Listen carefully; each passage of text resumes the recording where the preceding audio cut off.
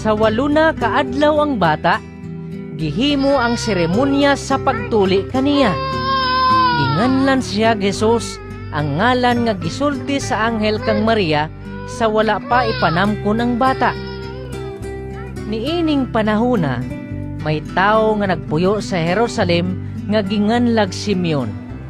Maayo siyang tao ug mahadlukon sa Dios ug nagpaabot sa kaluwasan sa Israel.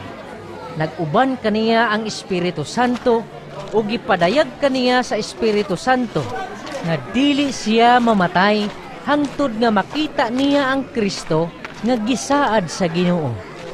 Minanduan sa Espiritu, misulod si Simeon sa templo. Sa gidala na ang bata nga si Jesus sa iyang mga ginikanan ngadto sa templo, aron didto ilang himuon kaniya ang gisugo sa balaod, gikuha o gikugos ni Simeon ang bata ug nagpasalamat siya sa Dios. Karon, Ginoo, kay sagaw galingon kong mga mata, nakita ko ang imong kaluwasan, nga imong giandam at tubangan sa tanang katawhan.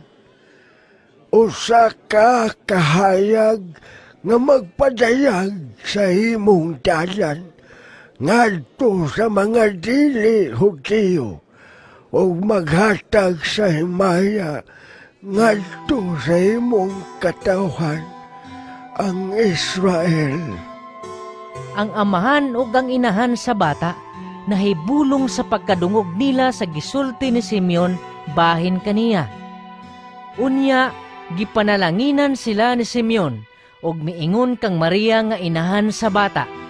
Kining bataa gipili sa Dios alang sa kalaglagan ug kaluwasan sa daghang mga tao sa Israel.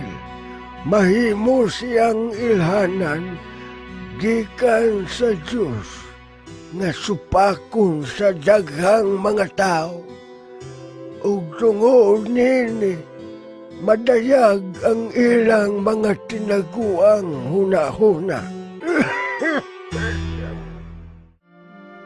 Sa natuman na ni Jose ug ni Maria ang tanan nga gisugo sa balaod sa Ginoo, mipauli sila sa Galilea ngadto sa lungsod sa Nazaret nga ilang gipuy-an. Ug mitubo si Jesus sa lawas ug sa kinaadman ug gikahimut-an siya sa Dios ug sa mga tao.